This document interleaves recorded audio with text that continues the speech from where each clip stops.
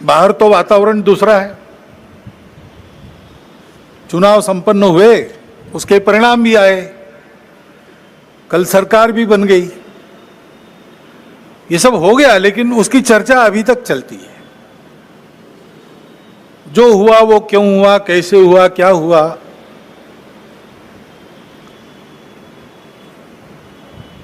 ये अपने देश के प्रजातांत्रिक तंत्र में प्रति 5 वर्ष होने वाली घटना है, होती है। उसके अपने नियम है, डायनेमिक्स है, उसके अनुसार होता है। अपने देश के संचालन के लिए कुछ निर्धारण करने वाला वो प्रसंग है, महत्वपूर्ण है। लेकिन हम चरविचरवन करते रहे, इतना महत्वपूर्ण क्यों है? समाज ने अपना मत दे दिया, उसके अनुसार सब होगा। क्यों, कैसे, इसमें संघ के हम लोग नहीं पढ़ते। हम अपना कर्तव्य करते रहते, लोकमत परिष्कार का प्रतिवर्ष करते हैं, प्रति चुनाव में करते हैं, इस बार भी किया है। बाकी क्यों हुआ, क्या हुआ, इस चर्चा में पढ़ते नहीं, क्योंकि आज ही, कल ही आदरणीय सत्यप्रकाश महाराज जी ने हमको एक वचन बताया कबीर जी का। सार रूप में हम लोग उस प्रकार से विचार करते हुए इन सब बातों को देखते हैं। निर्बंधा बंधा रहे, बंधा निर्बंधा होई, कर्म करे करता नहीं, दास कहाए सोई। जो सेवा करता है, जो वास्तविक सेवक है, जिसको वास्तविक सेवक कहा जा सकता है, उसको कोई मर्यादा रहती है, वो मर्यादा से चलता है। काम करते सब लोग हैं, लेकिन कार्य करते समय मर्यादा का पालन करते हुए उसको करना। जैसा तथागत ने कहा है, कुशलस्य उपसंपदा, अपनी आजीविका, पेट भरने का काम सबको लगा ही है, करना ही चाहिए। अपने शरीर को भूखा नहीं रखना है, परंतु करते समय कुशलस्य उपसंपदा है, कौशल पूर्वक, यानी उपजीविका के कार्य में उत्कृष्टता जैसे उस शब्द से निर्देशित होती है, वैसे ही वो कार्य करते समय दूसरों को धक्का नहीं लगना चाहिए, ये मर्यादा भी उसमें निहित है। तो ऐसी मर्यादा रख के हम लोग काम करते हैं।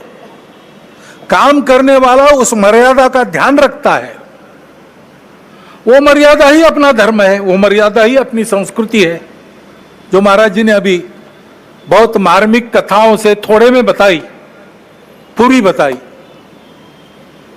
उस मर्यादा का पालन करके जो चलता है वो कर्म करता है, लेकिन कर्मों में लिप्त नहीं होता, उसमें अहंकार नहीं आता कि मैंने किया, और वही सेवक कहलाने का अधिकारी रहता है। ये उक्ति कल जब उन्होंने सुनाई तो मेरे मन में आया कि अपना विचार क्या है, संघ कैसे चलता है, उसको बताने का दूसरा कौन सा उपाय। सरल उपाय में यही है, 4 पंक्तियों में संघ की वृत्ति ध्यान में आती है। क्योंकि इन बातों में उलझे रहेंगे तो काम रह जाएंगे,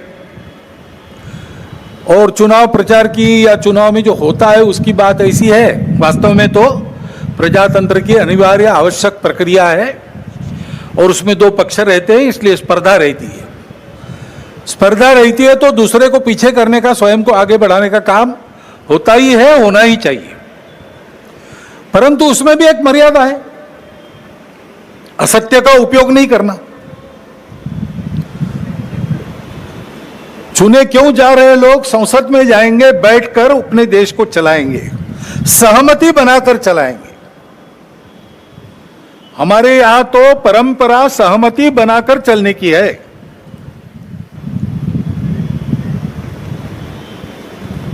समानो मंत्र समिति समानी, समानम मनस सह चित्तमेशाम। इस सहचित्त पर विनोबा भावे जी की टिप्पणी है।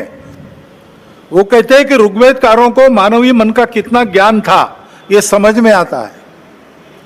सब जगह उन्होंने सम कहा है, समानो मंत्र समिति समानी, समानम मना, लेकिन चित्त के बारे में सम नहीं कहा, क्योंकि प्रत्येक व्यक्ति का चित्त मानस अलग अलग होता ही है और इसलिए 100% मतों का मिलान होना संभव नहीं है। लेकिन जब समाज में लोग अपना चित्त अलग अलग होने के बाद भी हमको साथ ही चलना है ऐसा निश्चय करते हैं तो सहचित्त बन जाता है। वास्तव में संसद क्यों है और उसमें दो पक्ष क्यों है? इसलिए है कि दोनों पहलू उजागर हो। किसी भी सिक्के के दो पहलू रहते हैं, ऐसे किसी भी प्रश्न के दो पहलू रहते हैं। एक पक्ष एक पहलू का विचार करता है तो दूसरे पक्ष ने दूसरा पहलू उजागर करना है ताकि जो होना है वो पूर्णतः ठीक हो, सहमति बने। इसलिए संसद बनती है, लेकिन ऐसी सहमति बनना स्पर्धा करके आए लोगों में थोड़ा कठिन भी रहता है और इसलिए हम बहुमति का आसरा लेते हैं। उसके लिए स्पर्धा चलती है। ये स्पर्धा है, कोई आपस का युद्ध तो है नहीं। जिस प्रकार ये बातें हुई, जिस प्रकार एक दूसरे को लताड़ना हुआ, जिस प्रकार प्रचार के दौरान हमारे करने से समाज में मनमुटाव बढ़ेगा, दो गठ बटेंगे, आपस में शंका संशय उत्पन्न होगा, इसका भी ख्याल नहीं रखा गया और विनाकारण संघ जैसे संगठनों को भी उसमें खींचा गया। टेक्नोलॉजी का सहारा करके असत्य बातें परोसी गई, नितांत असत्य। क्या शास्त्र का, विज्ञान का, विद्या का यह उपयोग है? सज्जन विद्या का यह उपयोग नहीं करते। विद्या विवादाय ये खलस्य ऐसा कहा है, विद्या विवादाय धनम मदाय शक्ति परेशान परपीडनाय खलस्य साधो विपरीतमेतत् ज्ञानाय दानाय च रक्षणाय। विद्या का उपयोग प्रबोधन करने के लिए होता है, लेकिन आधुनिक विद्या टेक्नोलॉजी का उपयोग असत्य परोसने के लिए किया गया। ऐसे से देश कैसे चलेगा भाई? आखिर सबको देश ही चलाना है ना। दो पक्ष है, विरोधी पक्ष कहते हैं, मैं प्रतिपक्ष कहता हूं। वो विरोधी नहीं है, उसको विरोधी मानना भी नहीं चाहिए। वो प्रतिपक्ष है, वो एक पहलू उजागर कर रहा है, उसका भी विचार होना चाहिए। ऐसा जब चलना है तो चुनाव लड़ने में भी एक मर्यादा होती है। उस मर्यादा का पालन नहीं हुआ, क्योंकि उसका पालन होना इसलिए आवश्यक है कि हमारे देश के सामने चुनौतियां समाप्त नहीं हुई। अब सरकार बन गई, वही सरकार फिर से आ गई एनडीए की। अब ये ठीक है, पिछले 10 वर्षों में बहुत कुछ अच्छा हुआ है। आर्थिक हमारी स्थिति, आधुनिक दुनिया जिन मानकों को मानती है, जिसके आधार पर आर्थिक स्थिति का मापन करती है, उनको लगाए तो हमारी आर्थिक स्थिति बहुत अच्छी हो रही। सामरिक स्थिति हमारी निश्चित रूप से पहले से अधिक अच्छी है। दुनिया भर में हमारे देश की प्रतिष्ठा बढ़ी है। कला क्षेत्र में, क्रीड़ा क्षेत्र में, ज्ञान विज्ञान के क्षेत्र में, संस्कृति के क्षेत्र में हम सब लोग विश्व के सामने आगे बढ़ रहे हैं। हमको धीरे धीरे मानना विश्व के प्रगत देशों ने भी शुरू किया है। लेकिन इसका मतलब यह नहीं है कि हम चुनौतियों से मुक्त हुए। अभी उन बातों से मुक्त होकर जो चुनाव के आवेश में अतिरेक हो गया, उससे मुक्त होकर हमको आने वाली बातों का विचार करना है, समस्याओं से राहत लेनी है। अभी हम बैठे हैं, गर्मी लग रही है, अभी तो ठंडा हो गया, लेकिन कुछ दिन पहले कितनी गर्मी थी। इस वर्ष हर वर्ष से बहुत अधिक गर्मी हुई और सर्वत्र हुई, हिल स्टेशंस में भी हुई। बेंगलुरु जैसे महानगर में जल का संकट आ गया। हिमालय के हिमनदियों के पिघलने के बारे में तरह तरह की बातें छप रही है। ये पर्यावरण का सारी दुनिया पर संकट है।